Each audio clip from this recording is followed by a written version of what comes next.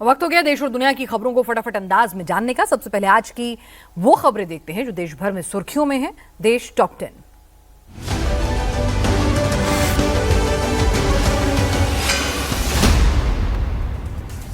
जनगणना 2027 के लिए मोदी कैबिनेट की मंजूरी। 11,718 करोड़ रुपए के बजट को मिली मंजूरी। केंद्रीय मंत्री अश्विनी वैष्णव ने दी जानकारी। 4-5 दिन बाद हो सकेगी लूथरा बंधुओं की गोवा में पेशी। फिलहाल बैंकॉक में थाई इमिग्रेशन के डिटेंशन सेंटर में रखा गया। भारत लाने के लिए बनेगा emergency certificate. Goa night club अग्निकांड में बड़ा खुलासा। हादसे के वक्त दिल्ली की एक शादी में थे लूथरा ब्रदर्स। क्लब में आग की खबर मिलते ही भागने की रची प्लानिंग। इंडिगो क्राइसिस पर डीजीसीए ने लिया एक्शन। 4 फ्लाइट ऑपरेशंस इंस्पेक्टर्स को किया सस्पेंड। लापरवाही बरतने का आरोप लगाकर किया सस्पेंड। पीएम मोदी की अमेरिका के राष्ट्रपति ट्रंप से हुई फोन पर बातचीत। रणनीतिक साझेदारी को मजबूत करने पर हुई चर्चा। पीएम मोदी ने ट्रंप के साथ हुई बातचीत को बताया सार्थक। कहा भारत और अमेरिका ग्लोबल शांति और स्थिरता के लिए मिलकर करेंगे काम। राहुल गांधी ने लोकसभा में वायु प्रदूषण का मुद्दा उठाया। बढ़ते प्रदूषण को लेकर सदन में चर्चा की मांग रखी। बोले यह गंभीर मुद्दा, बहस जरूरी। पश्चिम बंगाल की वोटर लिस्ट से 58,08,202 वोटर के नाम हुए बाहर। चुनाव आयोग के मुताबिक करीब 24,18,000 वोटर्स की हुई है मौत। कांग्रेस के वरिष्ठ नेता और पूर्व केंद्रीय गृह मंत्री शिवराज सिंह पाटिल का निधन। 91 साल की उम्र में लातूर में लिया आखिरी सांस। महिला पहलवान और कांग्रेस विधायक दिनेश फोगाट का यू टर्न। संन्यास का फैसला लिया वापस। 2028 का ओलंपिक खेलेंगी। सोशल मीडिया पर दी जानकारी। और उत्तर प्रदेश में वो कौन सी खबरें हैं जो लगातार सुर्खियां बटोर रही हैं, आइए देखते हैं यूपी टॉप 10। यूपी में बीजेपी के नए प्रदेश अध्यक्ष के लिए 14 दिसंबर को होगा चुनाव। दिल्ली में अमित शाह के घर पर हुई बैठक में तारीख हुई तय। अमित शाह के घर मंथन में जेपी नड्डा और बीएल संतोष हुए शामिल। चुनाव के लिए 13 दिसंबर को विनोद तावड़े और पीयूष गोयल जाएंगे लखनऊ। पीलीभीत में एसआईआर सर्वे ड्यूटी पर तैनात आंगनबाड़ी कार्यकर्ता की हार्ट अटैक से मौत। परिजनों ने विभाग पर लगाया काम के दबाव का आरोप।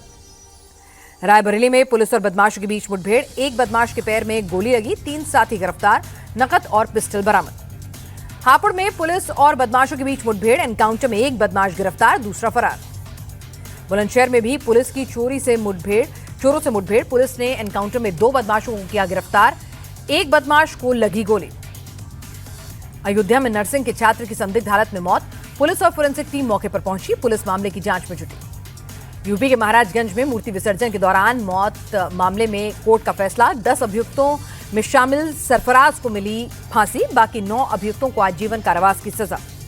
अलीगढ़ में 2 पक्षों में मारपीट। झगड़े के दौरान बुरी तरीके से घायल एक शख्स की इलाज के दौरान मौत।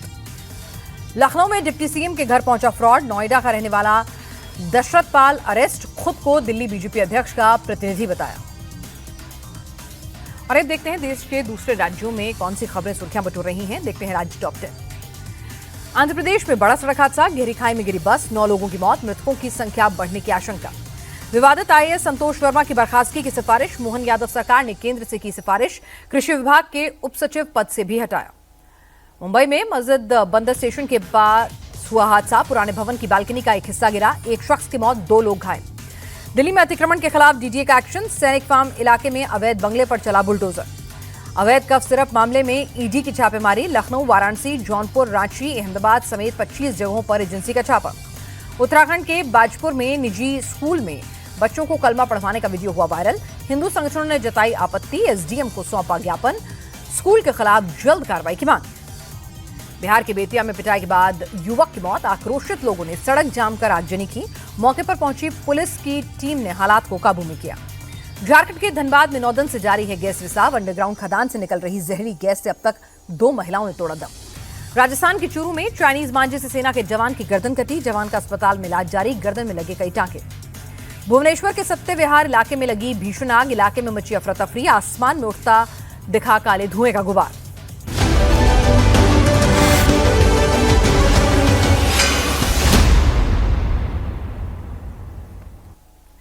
दिल्ली में